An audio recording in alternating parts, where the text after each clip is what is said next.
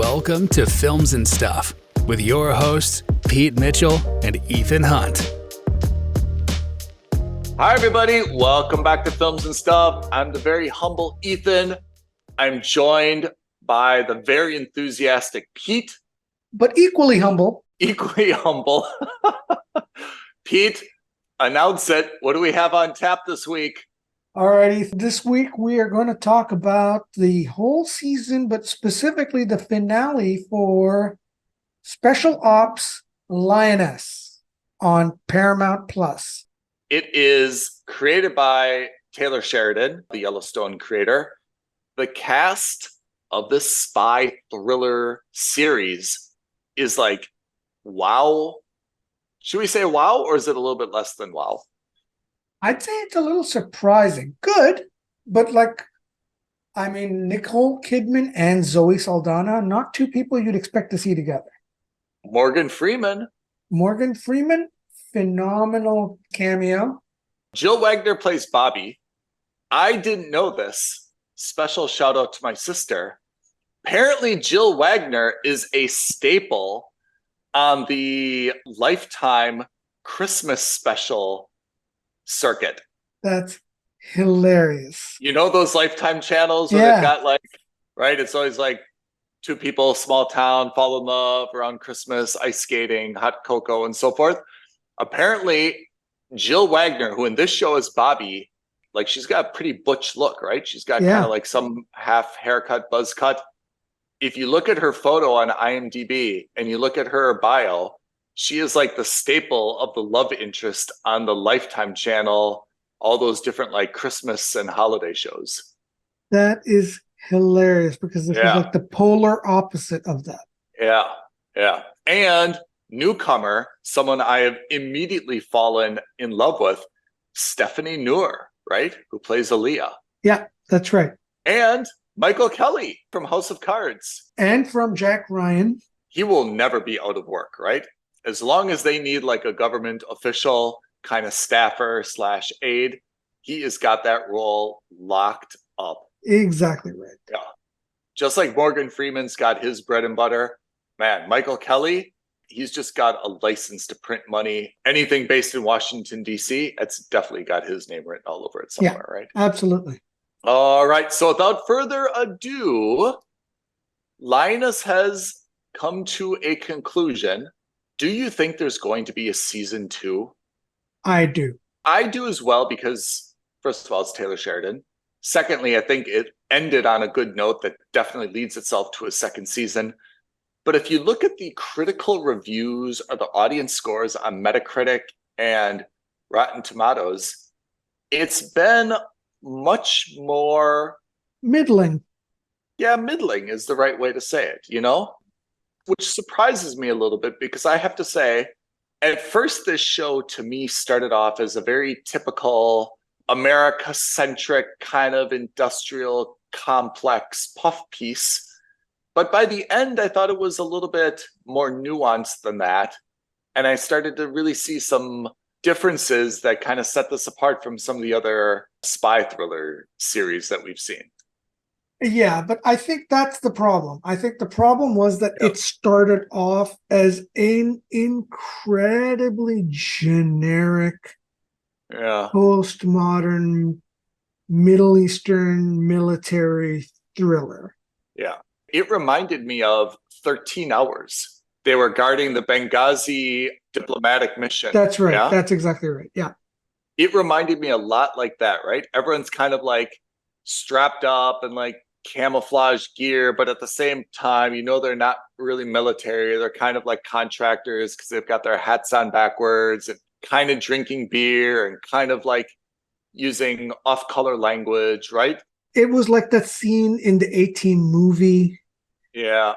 You have a bunch of the military, you have the private military contractors, you have the special forces team who can kind of do whatever the hell they want because they've got the green light to do whatever they want because they're such a successful team. It was exactly the same. And you're absolutely right. It felt like a down the middle average show that had, in fairness, a relatively unique entry point, which is to say we're a special ops team. That's generic, but how we operate is that we embed one of our female agents as a wife, a girlfriend, as, you know, a close person to the target, and use that person to get the intel. If you and I were in the writer's room and someone pitched this to us, I'd say, that's a very good premise. Yeah. I'm totally on board with that. I think the way that they pulled off the premise was a little bit clumsy, and maybe that's why a lot of the reviews are a little bit middling, because that's where a lot of my complaints come in. Even though I loved watching every episode, it was hard to turn it off.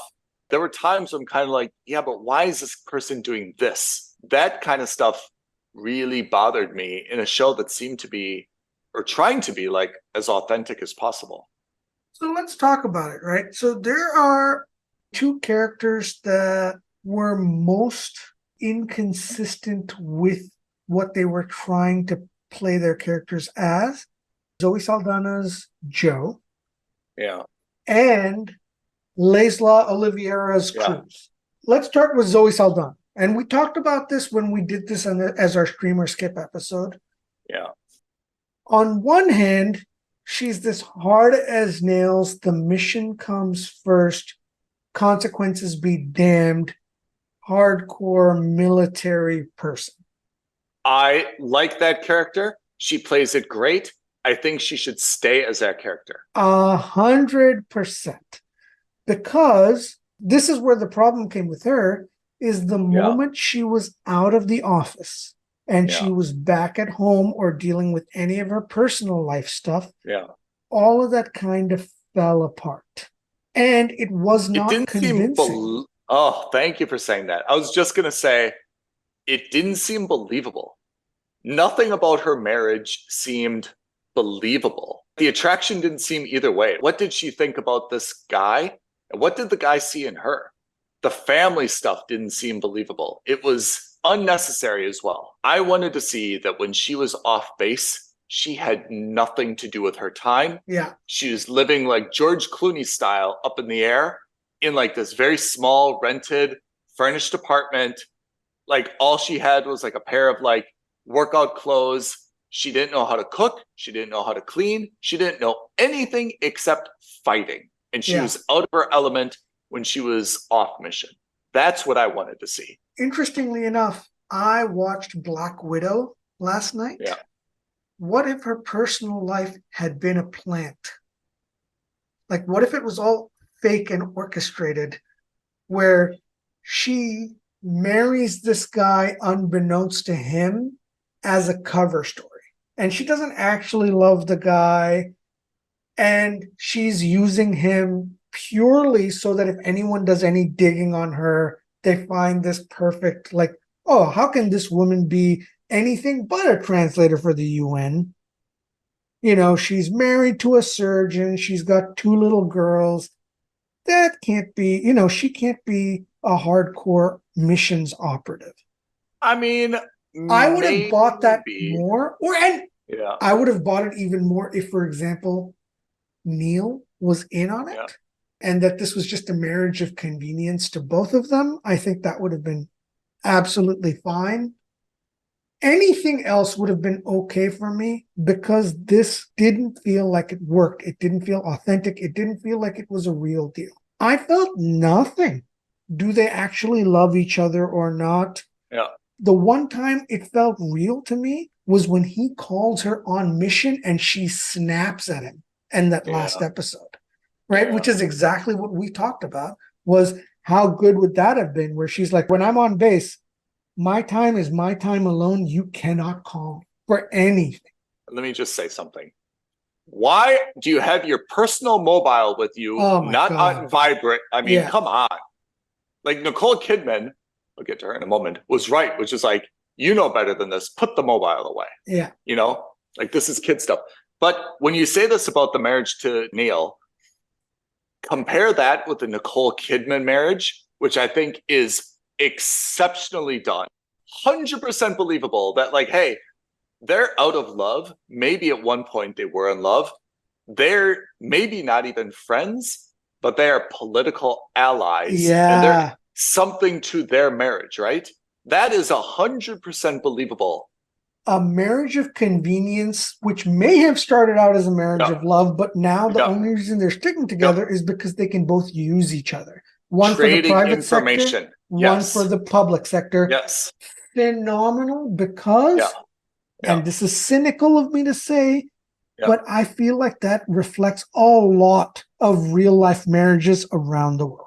I totally agree. The way that they treat each other, it's exceptionally done. To the point where they're even negotiating on dinner times. Yeah. And she was just like, I'll have my secretary call your secretary and sort it out. Like it didn't, you could tell that these guys have known each other and have been together for a very long time. And that, again, this is very cynical, but there's no love lost between them anymore. Now it's just like, okay, we're married because in DC, it helps us to be married to each other. Yeah.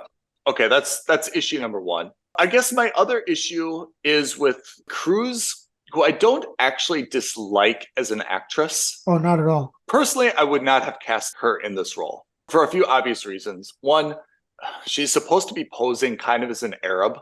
She's not at all an Arab, and even her name is not Arab.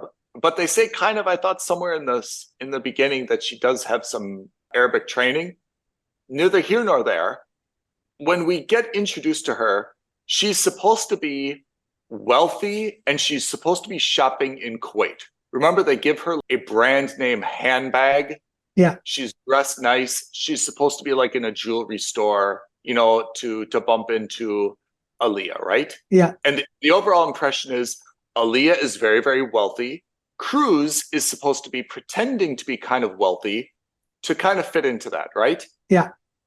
Then when she goes to visit Aaliyah in the US, which I think it's totally weird that this happened in the US, but let's go on. They give Cruz like a Mercedes. Not a great Mercedes, but just kind of like a Mercedes, right? And then as we get to meet more and more of Cruz like is very open with Aaliyah. Like, I'm super poor. I've never been in a Range Rover. I've never been to like a spa. I've never had a massage. I've never done this. She's never dressing very well. Honestly, she looks like she just walked off a military base in like crop tops and like fatigues. I really don't like how they portrayed the Cruz character at all. Say nothing of the fact that she got the crap beaten out of her by Joe and her team.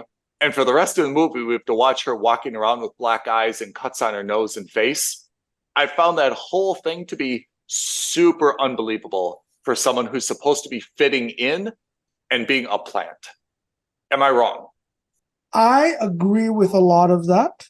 They did cover a little bit of their basis because she goes out of her way to say that it's my uncle who's rich. He only gave me that kind of look and some of that money to help me find a husband. It was a very weak cover, but at least they gave it cover. Fine. So I kind of like, all right, that's fine. They kind of ticked that excuse. The issues I had were this. We're introduced to Cruz as this worker at like a Subway sandwich shop, ex-stripper who's in an abusive relationship. Yes. She beats the crap out of her abusive boyfriend and is on the run and takes salvation in an army or a Navy like recruitment office. Yes. And because of that, she decides that maybe the army is the place for me to go. She gets into the army. We're told she excels in every way, shape, or form, not just in terms of her physical scores, but her mental too. So problem number one, all we ever see of her is her physical scores, in the sense that every instance of her superiority is highlighted purely in her physical attributes. Right. She gets her ass kicked. She kicks a lot of ass. She defends herself. 10 out of 10 believable that she is the top 1% in the military for that. But we're also told she can speak 4 languages. She's supposed to be super smart. She speaks Arabic fluently. Yet over 8 episodes, we don't see any intelligence from her. We don't see any Arabic from her. We don't see any other languages from her. Nothing. No Arabic ever, except then in the last episode when Aaliyah's fiance says to the bodyguard, yes, that's right. If I take her to the airport, my little dove won't spread her legs on the wedding evening. And she understands that perfectly. And she replies back in English. Yes. Not even in Arabic, which would have been a killer line. But in English, she says that she's probably not going to open her legs to you anyway. Yeah. That was the only instance we see of her at least understanding Arabic explicitly. Given her background, she was a stripper, nothing wrong with that, who worked in a hamburger joint. Where exactly in that lifetime did she learn any other languages, much less Arabic? And if you're telling me she learned Arabic and all these other languages and these mental skills while she was training at the army, no way. I will suspend belief to say that, you know what, if there's one organization that could force you to learn these languages, it's probably the army. Yeah. But then show us. I agree. You know, one of the strongest things that always stays in my mind when I'm writing is something that you said a couple episodes ago or 100 episodes ago. Oh, thank you. You are always better off showing us and not telling us about a character's ending. Yes. They spent 8 episodes showing us she was physically capable. They couldn't spend 1 episode, an hour, showing us that she's mentally capable? In fact, if you didn't know better, you think she's a little bit mentally weak.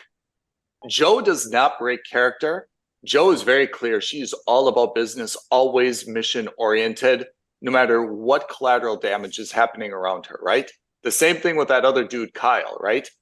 Cruz is a very weak character. She's falling in love with her target, and then she doesn't know if she can do it, and then blah, blah, blah. She gets the date rape drug, and then like this is happening. Like, she is full of drama and problems. For someone who's supposed to be as tough as she is, and for someone who's supposed to be so laser focused on the mission, she very quickly loses sight of all of that, despite being in a traumatic position where she's drugged at the same party where Aaliyah is. Yeah. She still falls for Aaliyah. She still has some kind of romantic entanglement with her up to the night before her wedding, by the way, and she lets that cloud her judgment. Come on. At least in that first episode when they introduced her, they could have said, yeah, her psych profile is all over the place because of this. Right, we don't know if we can trust her or not.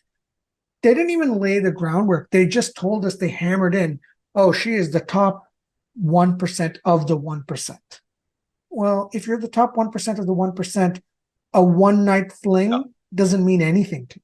I mean, especially, not to like pile on strippers, but you would expect that she has an emotional detachment and doesn't fall in love early, right?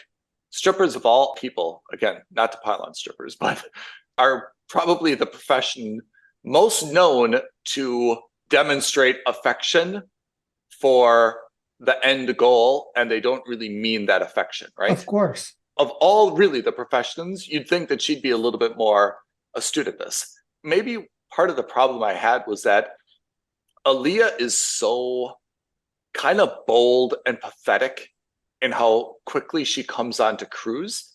It could have been maybe a little bit more compelling if Aaliyah was just played it straight. And Cruz somehow was like, hey, this is a person I'm supposed to be friends with. And Cruz started to fall for her, being like, wow, this is a really sweet girl. She is really nice. She is really considerate. She is really caring. She doesn't deserve this. And Cruz started to kind of fall for her. But it was just the way that Aaliyah kind of threw herself at Cruz. And again, I'm sure that Laisla is a very nice lady and actress. In this story, there's nothing attractive about her at all. She doesn't dress nice. She doesn't act nice. She's got 2 black eyes and a busted up face. Under what circumstances are you really physically attracted to that person? She looks like garbage, honestly, in every episode. She doesn't come from a good family. She doesn't know how to act. She doesn't get along with anybody. If she knew Arabic, she should have been speaking Arabic to like all of her friends at the pool. And she should have been like this chameleon that's like so charismatic, like Brad Pitt Spy Game or whatever. She doesn't do that at all. For someone who's trying to fit in and integrate, all she did was kind of like alienate all the people around Aaliyah. The concept of the Lioness program, brilliant. You and I are fully on board. Execution, 1 out of 10.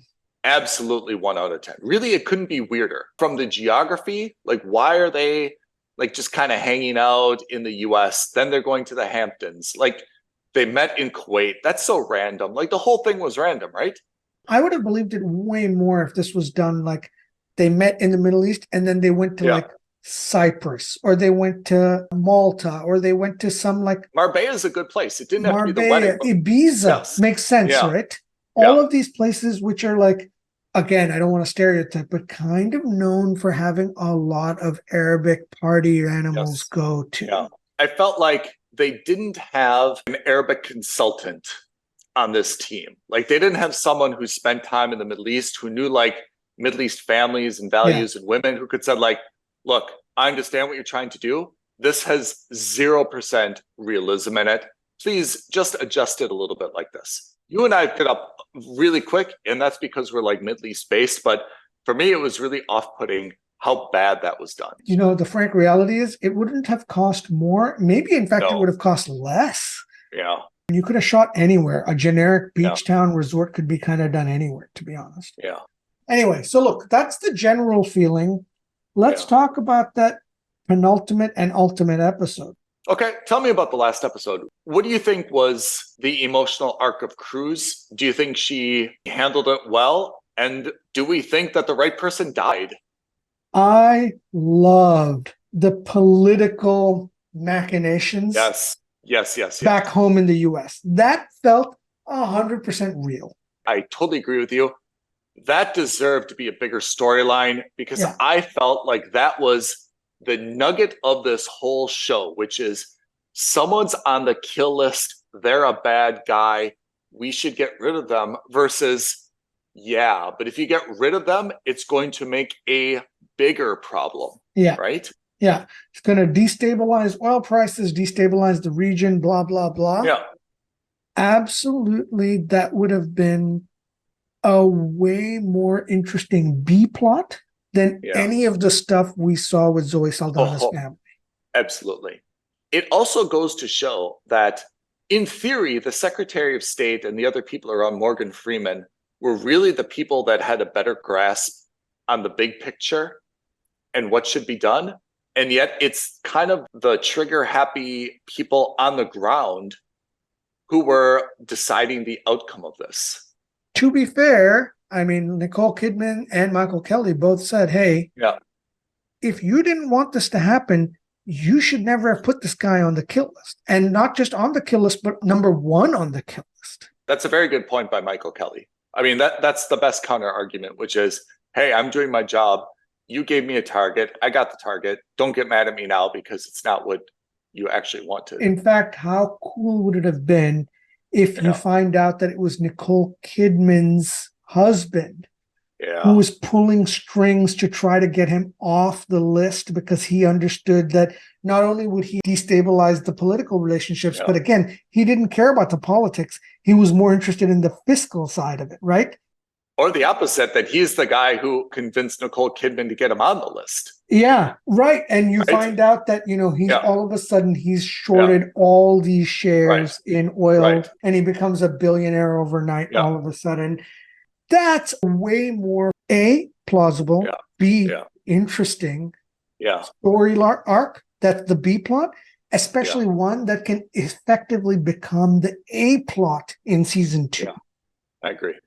I thought that was fascinating. And I thought that the way that he explained it, Nicole Kidman's husband, I thought it was really, really interesting, where he was talking about, who controls the stock exchange, right? It was such a subtle scene. That one alone was super subtle, but so powerful. I was so impressed with that. So anyway, I was really impressed with the stuff that was going on in the Situation Room back in DC. I thought that was very fascinating. I thought the on-ground mission seemed super anticlimactic. Cruz has the confrontation with Aaliyah's fiance. Which I didn't like that at all. Yeah, I didn't see why that guy was all up in her face. So I have a problem with both sides of that conversation. That I agree, like, she was just a guest. She came in. She should have been able to be with the guests. He didn't need to pull her aside and do the interrogation. The flip side of it, because we were introduced to him briefly, he was just sitting by his laptop by the pool. Yeah. He was just very quiet. We didn't get any sense that he was aggressive or abusive or anything like that. Of course, I didn't like his behavior. He was an asshole. But I didn't like the way that Cruz was responding to that. She didn't try to like de-escalate the situation and like, you know, make it seem like it was just like kind of lady stuff. And she was rude and she was equally asshole back to him. She had a mission to do. She should have been de-escalating the situation, not like goading him on, right? You know what would have been interesting and what would have made that okay, or at least more plausible, is if he was the one who was trying to chase after Cruz on the side back in Long Island instead of his friend. Yeah. And he's got a chip on his shoulder because she rebuffed his advances. That's right. Then he kind of figures out that there may be something more in terms of a romantic side with his fiance and her. Yeah. And now he's got two chips on his shoulders. Not only did she rebuff my advances, but she's potentially taking away my fiance from me. That's it. I'm going to take care of this while I can. Yeah. That would have been at least more understandable. But at the end of the day, your point is still valid. If your mission is to go after this girl's father, you are jeopardizing the whole thing because you think you've got carte blanche to do anything at this wedding just because you had a one-night stand with this woman. That doesn't work. I agree. If I were that dude, I mean, of course, you never hit a woman, but like after I had that confrontation with her, no way would I let her stay at the wedding. No way. And to be fair, even the guard was like, it's better we take you to the airport. Yeah. That should have been the end of it. 100%. Of course, I would never hit someone first, but like the way that she spoke to him, like, hey, just try it. Like, I'll wipe your skinny ass all over the floor. Like, someone speaks to me like that at my wedding, no way. Yeah. You're gone. I'm absolutely not dealing with that stress or that nonsense. Yeah. So then everything is kind of like, okay. We find out that Aaliyah's dad apparently is coming to the wedding. Yeah. Aaliyah and Cruz have a quick kiss, and then Cruz, of course, like, I don't know, feels guilty or she's conflicted with her feelings. So she says she's going to get a bottle of water. She somehow goes to the kitchen, which is apparently a co-ed kitchen now, after being secluded on the women's side. She goes to the kitchen. She has a conversation with the dude. And here's the crux of the question. Is that Aaliyah's father? So for the listeners, we had an offline chat about what we thought about that. Yeah. I thought about it more. I think that is her dad. I think that despite the fact that Aaliyah went out of her way to say that her dad is quiet, etc., I think they went out of the way to confirm that that was him by thermal imaging. And I get that they could do the bait and switch. They're like, aha, but it wasn't. It was a body double the whole time. I don't think they're going to bother with that. I think there's enough juice in the orange for next season that they don't need to introduce this as a potential wrinkle. From a storytelling perspective, I agree with you. I think they're going to make it be her dad. However, they set it up very poorly because she went out of her way to say her dad is very quiet, doesn't talk. And this guy was very gregarious, charismatic, chatty, friendly, right? We're almost led to believe he's really not a bad guy. Is this the guy that they want to kill so badly? He seems to be an okay guy, right? He's talking about gelato and blah, blah, blah. The line that I keep going to is that, and I'll take a bottle of water for your daughter. So that means she believed that was the father. She probably was basing that. She obviously had a picture of the guy before. That seems to confirm it for me. But he never says, yeah, my daughter. He just says, oh, you're Aaliyah's friend from the US. And then, of course, everything goes and he obviously gets killed. I don't think there's any question that he died in that, right? We saw him not just stabbed many times, but we kind of saw his throat slit. I think he's dead. Fiance, I guess, is dead also. By the way, that's the other problem I've had. Why are they only now? And why is he the one running the image search? If she was a potential security risk, like this would have been done back in Long Island or in Texas, right? When they first came. Yeah. I mean, look, do a background search, but I find it very difficult that they did like a second search or a third search and only then did they find it. Like it should have come up right away or not at all, right? It would have been better if you would have been like rummaging through her suitcase or something like that, right? And to me, that would have made like a transponder that she wasn't supposed to have or something like that.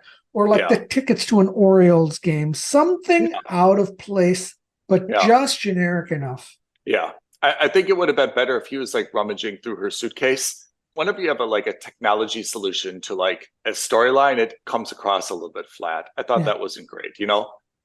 Anyway, so put that aside. What did you think of the fight scene and the escape and all the commotion?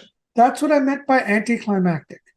It just felt like a standard one-woman super cop who gets rescued and saved by the team, and it kind of goes off flawlessly. So the flawlessly part, I actually liked. I would have thought it was a little contrived for there to be like an extended firefight going on, just because these are supposed to be like special operatives. That's the whole point of this, is these guys are like the best of the best. Yeah.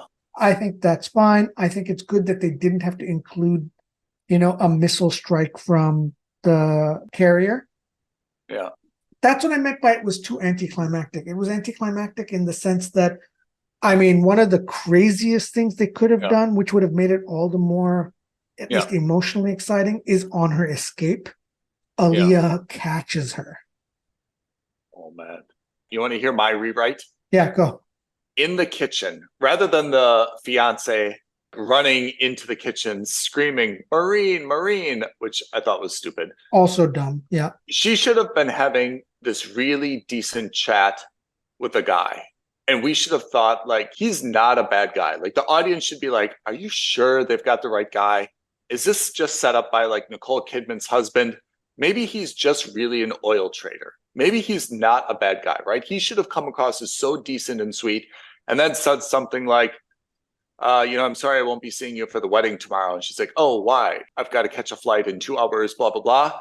And then she grabs a knife and she's like, it's now or never. She stabs the hell out of him, slits his throat. She hits her transponder, which is very subtle, by the way. And she's got blood all over herself and she's running out. And then you're right. She either runs into Aaliyah and then she's got to make a choice. And she just throws Aaliyah into the pool or knocks her unconscious or something. Instead of that extended firefight, they extract her. And that's why she's so freaked out. She's like, I killed someone that I think is actually pretty good. And Aaliyah knows I did it. Or let's say that she was actually kind of friendly with one of Aaliyah's bodyguards. Like they could have had this story throughout. Everyone was kind of mean to her. And the one bodyguard was always kind of like decent to her and opened doors and said, hey, you've got this. You'll be okay, blah, blah, blah. She ran into that person on the way out with blood on her clothes. And she had to kill that guy. And that's where she's like, oh, man, he didn't deserve that. He was collateral damage. Then she gets extracted and then she punches Joe on the boat. Either of those, I think, is better than the weird kind of firefight that was, as you said, anticlimactic, never going anywhere, Yeah. So what's going to happen in season 2? Is Aaliyah going to be now the kingpin? Is it her mom? Is her dad alive? What do you think?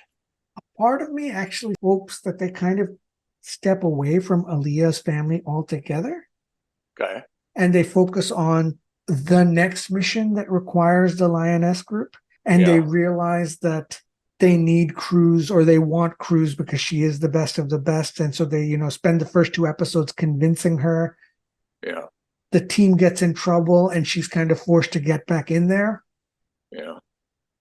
And then maybe the twist at the end of the 2nd season is that we find out that Aaliyah's family is now the ones who are financing these bad guys. Yeah. and that sets up a showdown for season 3. Yeah. Or maybe, you know, she tries to go back to Aaliyah to try to convince her to run away and leave that life that she hates anyway and start on her own with Cruz. The first one for me is the best option. If they continue this escalation, that's possible, but I don't buy it. I don't buy it because Aaliyah doesn't seem like the type who would. There is something, though, about shows where the good-hearted character turns into like an animal, you know?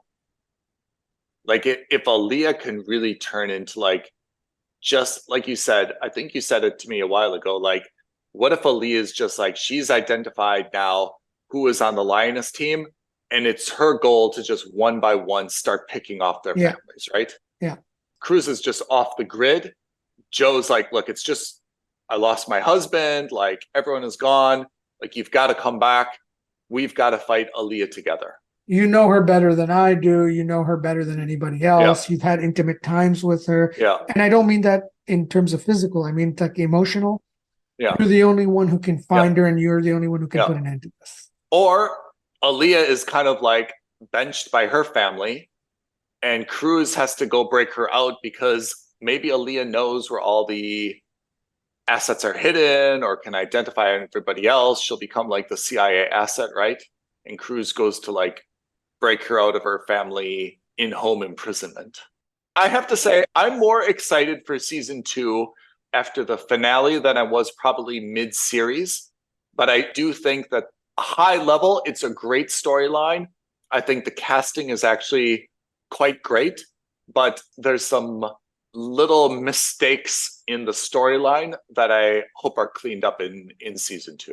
Yeah, and maybe not even mistakes, but like, let's shift the focus away from non-operative stuff.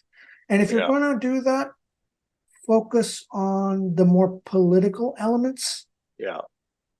Those to me are equally, if not more exciting. Again, I could not care less about Zoe Saldana's personal life in the show. Or in real life. I agree with you. Like, if you're going to write in a family angle, have the family be interesting, but I'm really not interested in just problems. Nicole Kidman's family is interesting because there's plot there. I'm really not interested in watching a family drama. If you want a family drama, there's a totally different show for that. I don't want to find out about her marital problems. I could care less about her bratty kid. Honestly, her kid is super annoying. Yeah. Nothing sympathetic about that character at all. And even if there was, I'm not interested in watching a teenage girl recover from a car accident at all. It's not the show that I want to see. Just awful. You know, if you look at Taylor Sheridan and Yellowstone didn't really have any kids, although I'm not entirely sure about that. They had Beth when she was very young. Well, they have the grandson, who's not at all annoying. They used him as one plot device as being kidnapped. Yeah, he was kidnapped. And they have the, like that, I don't know if he was like a homeless kid, like that kid that they took in, that's right? Right, like the adopted boy, yeah. And again, he wasn't really that bad. He was never really misbehaving. They actually, in fact, kind of like showed him getting on board and being a hard worker, and right? This is, I think, new territory for Taylor Sheridan. It's not his MO to have like some bratty teenage girl. Given the state of the writer's strike and the actor's strike, we're not going to see season 2 until 2025, huh? Most likely. I mean, the way things have been progressing, if we're lucky, the writer's strike ends by the end of this year. If we're lucky. I'm just thinking out loud. Does this mean like on Netflix, we're going to see a lot more of these British comedies, Australian comedies, more of these French, Spanish thrillers? That's the only new content we're going to see, right? Yeah, those are the unions that aren't affected. Of course, also Netflix earlier this year signed that massive deal with Korean filmmakers. We're going to see more, but I think the fruits of that labor are not going to come out until the earliest, the end of next year. Thankfully, we've got sports now. We've got Premier Football and all the British football. We've got American football. We're going to have basketball. I don't think we've got any Olympics this year. But thankfully, we've got that to fill in the void, because I think the next few months for entertainment are going to be really, really thin. At least the next 6 months, no matter when the strike ends. Yeah, because it'll take time for them to ramp up again. Yeah. Anyway, what's your final rating on Lioness? I am giving this a must subscribe. Oh. Yeah, you can live your life without seeing the show, but I have to say, there is enough unique stuff in here. There is enough political intrigue, and I'm going to stress on that. You should see this for the political intrigue, not for the action. If you're seeing this for the action, I think you'll be disappointed. If you're seeing it for the political intrigue, I think it will pay off. I enjoyed Nicole Kidman. I love Stephanie Noor. I like Thad Luckingbill is Kyle. I thought, honestly, the casting was great. Absolutely love it. I don't like the dramatic stuff, and I don't think that the action was great, but the political intrigue makes it a must subscribe for me. So the show is still a mooch for me.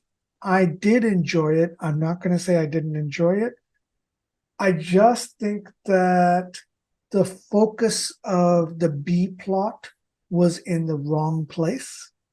True. I think that if the focus shifted over to Nicole Kidman's side or to the politics side, I would have been way more invested. And to be honest, there's plenty of time. I think they can pivot for season 2.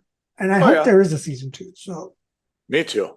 Where can everybody leave their comments if they want to agree, disagree, and so forth with us? Absolutely. So if you liked Lioness or hated Lioness, you can reach out to us, tweet at us at F&S Podcast, DM us on Instagram at Films and Stuff Podcast, email us aloha at filmsandstuffpodcast.com, or leave a comment below, like this video, subscribe to our channel, and hit that notification bell. Hit the bell. Okay. That is it for this episode of Films and Stuff, where we broke down the last episode of Lioness. We are hoping that there is a season 2, and if so, we will be there every step of the way. Until then, we wish everyone a great day ahead. Thank you, Pete. Thanks, Ethan. Thanks, everyone. I know. Thank you for listening to another episode of Films and Stuff. If you haven't already, please subscribe and review on Apple Podcasts, Spotify, or wherever podcasts are downloaded. Films and Stuff. There is no substitute.